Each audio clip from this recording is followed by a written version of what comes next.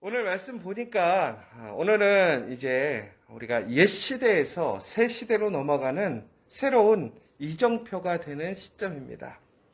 특별히 누가복음 3장 1절에 가장 중요한 것은 바로 디베로 황제가 통치한 지 15해 본디오 빌라도가 유대의 총독으로 있을 때 하나님의 말씀이 광야에 있는 요한에게 임하였다라는 말씀이 가장 중요한 이야기입니다.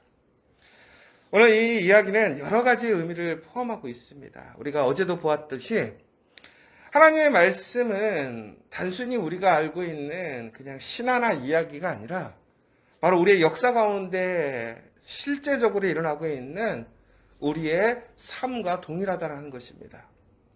하나님의 말씀은 우리가 살아온 그 역사 가운데서 언제나 함께 하셨고 그 시대를 이끌어 가심을 볼 수 있습니다. 여러분, 오늘 우리가 살아가면서 오늘 우리는 단순히 어떤 인간들의 막연한 세상을 살아가는 것이 아니라 바로 하나님께서 세상을 창조하시고 또한 그 세상을 주관하시면서 오늘도 살아 움직이시며 이 세상을 이끌어 가시는 그 현장에 우리가 살아가고 있다는 사실입니다. 여러분, 그 사실을 꼭 기억하시고 오늘 내가 살아가는 그 세상에 내가 하나님의 그 역사에 한 사람으로 살아가고 있음을 우리는 항상 인식하셨으면 좋겠습니다. 더 나아가서는 오늘 이 말씀이 하나님의 그 놀라운 은혜의 말씀이 누구에게 임했느냐? 요한에게 임했습니다. 그런데 그것이 광야에 임하게 되었다. 그런데 오늘 이제 그 황제와 또 총독에 대한 이야기들, 그 밖에 제사장의 이야기들이 나올 때에 여러분, 인간의 역사는 하나님이 창조한 이후에 계속해서 이어져 오고 있는 것을 볼 수 있습니다. 그러나 중요한 것은 우리가 살아가는 그 역사가 오늘 움직이고 있다고 해서 그것이 진정한 하나님의 역사, 은혜의 시간이 되지는 않는다라는 이야기입니다. 엄밀히 보자면 우리는 말라기를 통해서 하나님의 침묵하심을 경험하게 됩니다. 그 긴 400년 동안 하나님은 이스라엘의 그런 불순종과 죄악에 의해서 하나님은 이스라엘에게 말씀하시지 않았다라는 거예요. 다시 얘기하자면 하나님의 살아계심이 분명히 있지만 하나님의 살아계심을 사람들이 경험하지 못하는 세대가 되었다라는 거예요.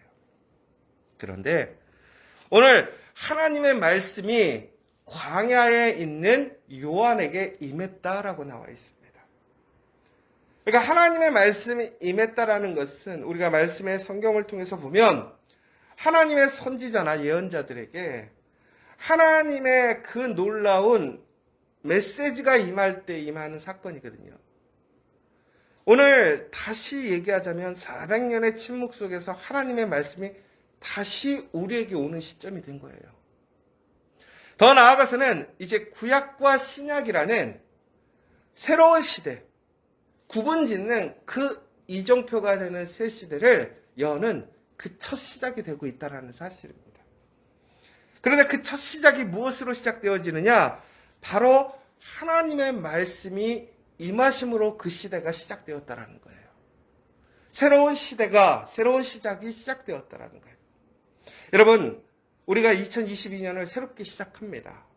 특별히 저희 교회는 새로운 길을 만들자라는 표 아래 2022년을 열심히 기도와 말씀으로 살아가기를 소망하고 있습니다.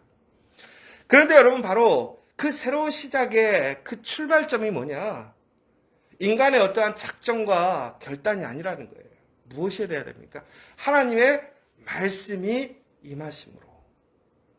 그러니까 우리가 말씀으로 시작하게 될 때에 우리의 새로운 시작이 시작될 수 있는 것이고 그 시작을 통해서 우리는 새로운 것을 만들 수 있는 것입니다.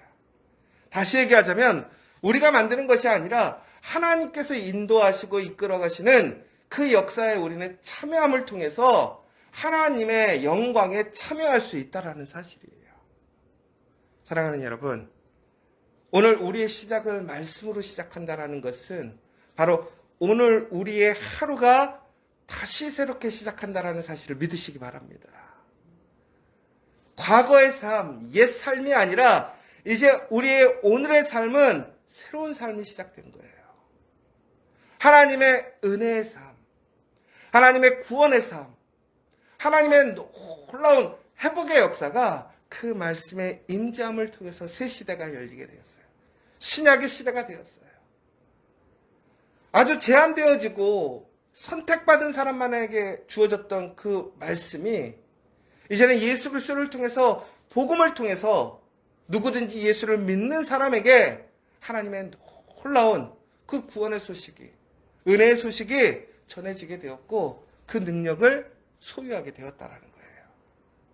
오늘 이 아침 여러분들이 이 새벽 기도를 통해서, 이 말씀을 통해서 오늘 여러분의 삶이 이처럼 새롭게 시작됨을 다시 한번 믿으시기 바랍니다.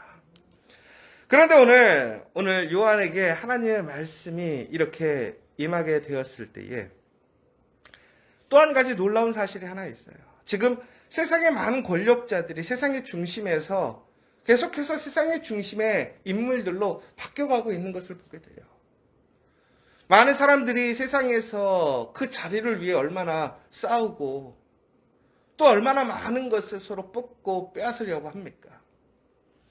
그런데 세상은 흘러가지만 그들의 삶은 바뀌지 않아요.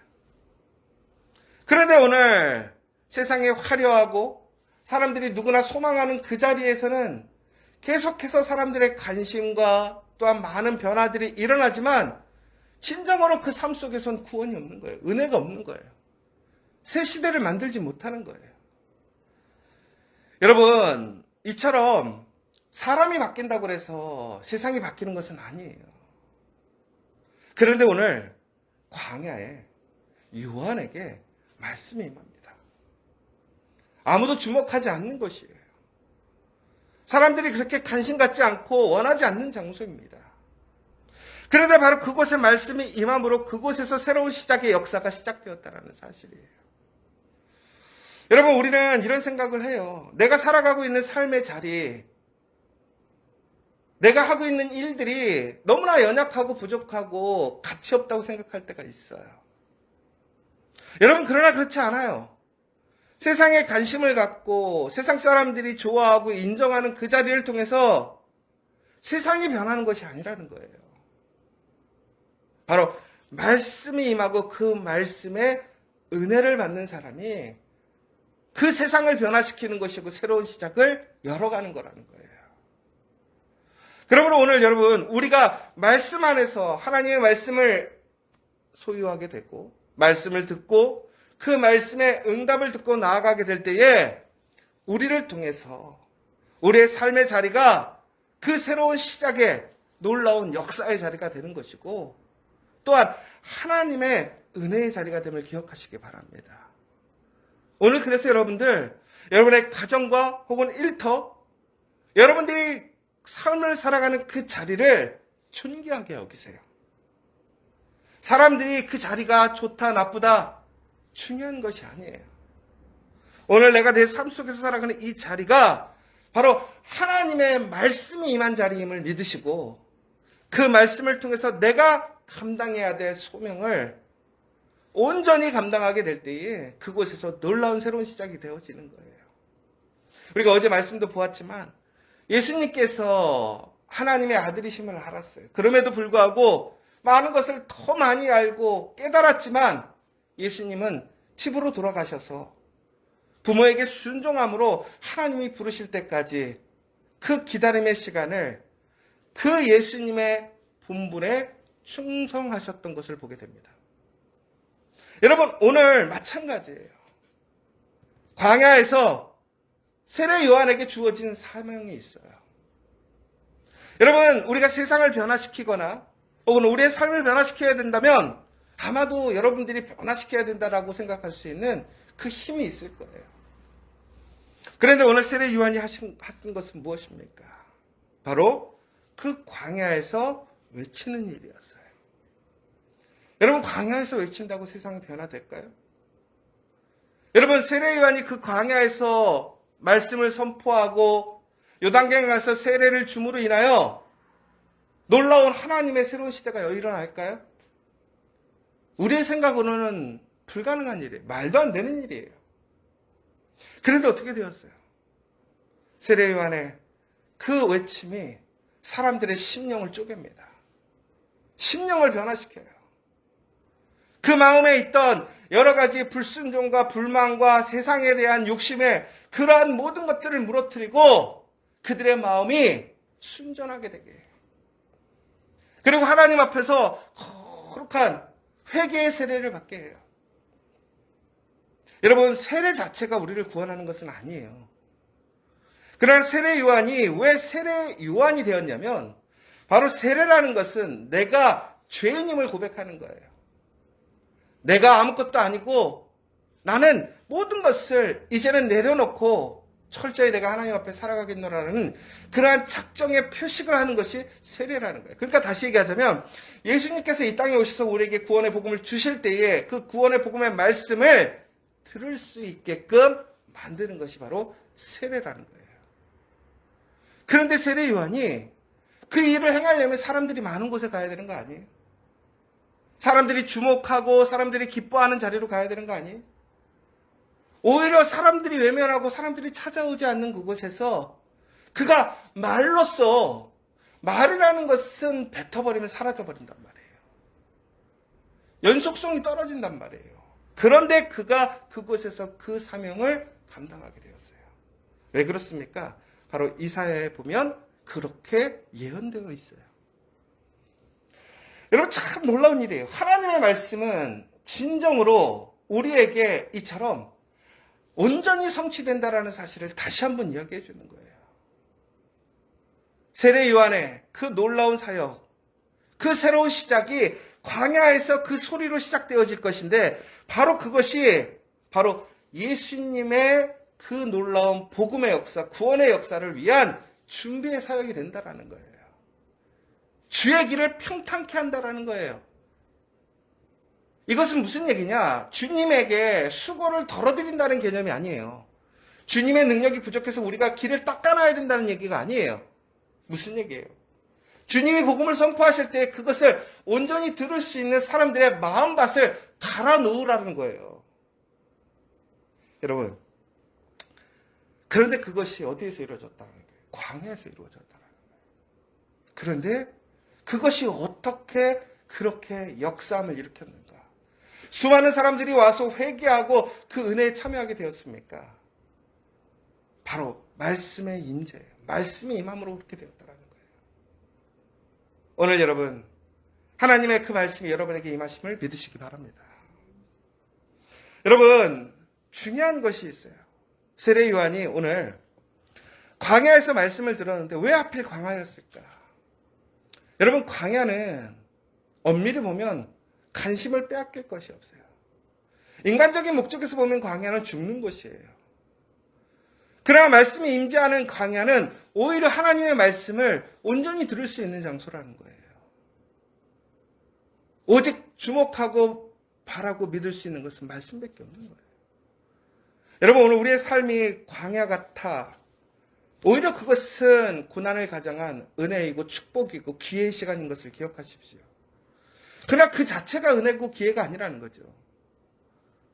내가 오직 말씀에 더욱더 집중할 수 있게 될 때에 온전히 들을 수 있는 그것이 축복의 자리라는 거예요.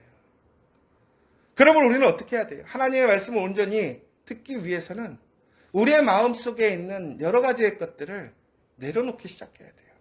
말씀을 듣는 것을 방해하는 것을 내려놔야 돼요. 말씀을 막는 것을 평탄케 해야 한다는 거예요. 여러분, 더 나아가서는 우리의 삶의 모습이 그렇게 되기를 원해요. 말씀을 증거하는 사람들이 하나님의 그 말씀을 온전히 증거할 수 있는 사람이 되어야 돼요. 말씀을 막는 것이 아니라 말씀을 온전히 들을 수 있는 그 은혜로운 삶. 그래서 하나님은 그 세례 요한을 바로 그 광야에서 세우셨고 말씀의 역사를 일으키신 거예요. 오늘 우리는 아무것도 아님을 고백합니다. 우리의 삶이 쉽지 않은 것을 알아요. 그러나 오늘 우리에게 말씀이 임함으로 그 말씀대로 우리가 주의 길을 예비하는 그 사명의 길을 걸어가게 될 때에 그곳에 놀라운 하나님의 말씀의 역사, 새로운 시작의 역사가 시작됨을 기억하시고 오늘 다시 한번 그 하나님의 말씀이 오늘 나의 삶의 자리에 오늘 우리에게 임했음을 믿으시는 복된 하루, 복된 새로운 시작이 되는 하루 되시기를 간절히 소망합니다.